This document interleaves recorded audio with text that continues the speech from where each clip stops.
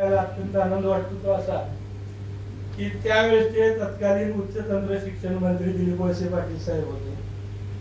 त्यांची एक चिठ्ठी आली आम्हाला, कुलगुरू धनागरे साहेब होते, आणि सांगितलं गेलं की हे ऍडमिशन झालं पाहिजे.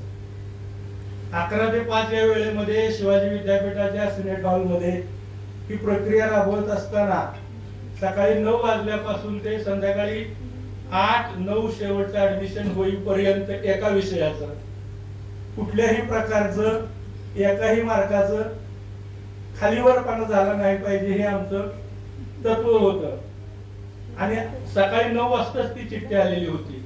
धनागरे साहेबांनी ती चिठ्ठी पाठवून दिली आमच्याकडे. ती चिठ्ठी आम्ही बाजूला ठेवली. संध्याकाळी 7 वाजता धनागरे साहेबांचा निरोप आला की ते ऍडमिशन झालं का. जगताप सर होते, वाघ सर होते, त्यांनी स्पष्ट शब्दात सांगितलं की हे ऍडमिशन झालेलं नाही.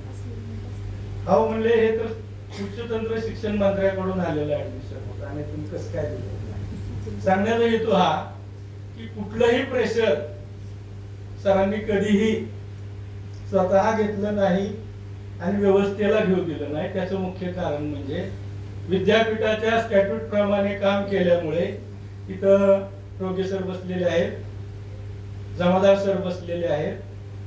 शिवाजी विद्यापीठाचं सिनेट हे आदर्श सिनेट असं म्हटलं जात होतं. त्याचं मुख्य कारण म्हणजे ते स्टॅट्यूट प्रमाणे आहे. हा सगळा प्रभाव पुढच्या काळामध्ये सेवानिवृत्त झाल्यानंतर सुद्धा सरांच्या कार्यातून आम्हाला दिसतो. मी तसा प्रत्यक्ष सरांचा विद्यार्थी नाही, हे सरांचं भाग्य आहे. कारण का नशिबाने काही चांगले विद्यार्थी भेटायला पाहिजेत. 25 विद्यार्थी सरांचे PhD झालेले आहेत.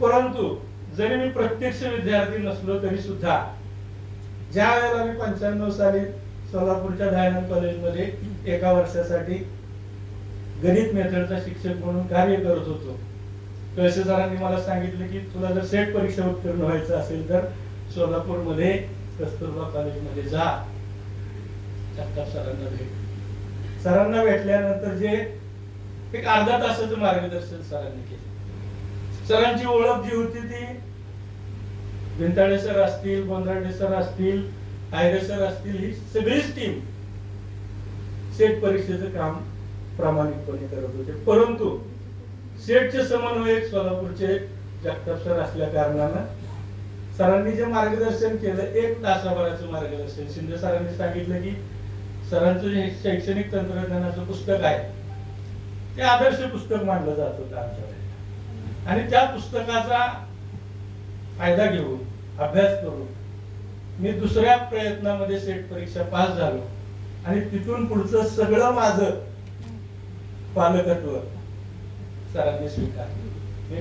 बऱ्याचशा लोकांची तक्रार असते माझ्या बाबतीमध्ये की जेवढ्या प्रमाणात कुटुंबातल्या लोकांना सर जवळचं मानतात त्याही पेक्षा जास्त मी नेहमी म्हणतो की मी सरांचा पुतण्या आहे, ते माझे काका आहेत.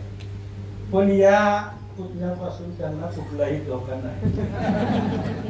कारण का मी कुठलाही हक्कानं काही न मागता भरभरून शैक्षणिक प्रगती करण्याची संधी सरांच्या मुळे मला मिळाली. 2 पुस्तकांचा मी सहलेखक झालो. शैक्षणिक संशोधनाचं पुस्तक ज्यावेळेला लिहिलं गेलं त्यावेळेला 10 ते 11 लोक महाराष्ट्रातून होते. सरांना भिंताडे सरांना आणखीन एक आठवण करून देतो की नित्य नूतन प्रकाशनचं प्रगत शैक्षणिक मानसशास्त्राचं जे पुस्तक लिहिलं त्यावेळेला सुद्धा सरांनी अशीच, तुम्ही सुद्धा सर त्यामध्ये लेखकाची भूमिका पार पडलेली होती की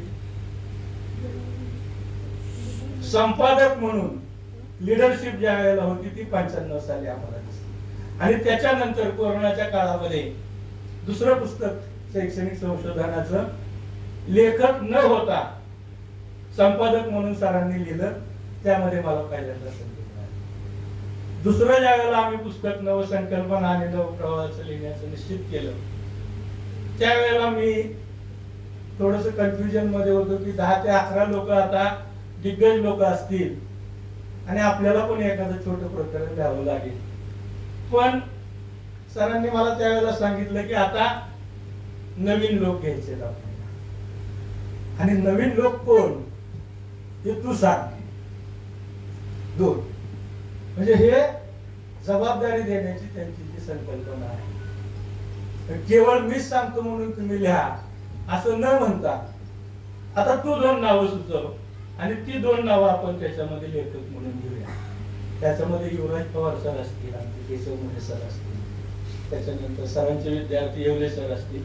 यांना त्यांनी संधी दिली. सांगण्याचा हेतू हा की 75 वर्ष होण्याच्या अगोदर पासूनच शैक्षणिक लिडरशिप डेव्हलपमेंट करण्याची प्रक्रिया सरांच्याकडून झाली. त्याच्या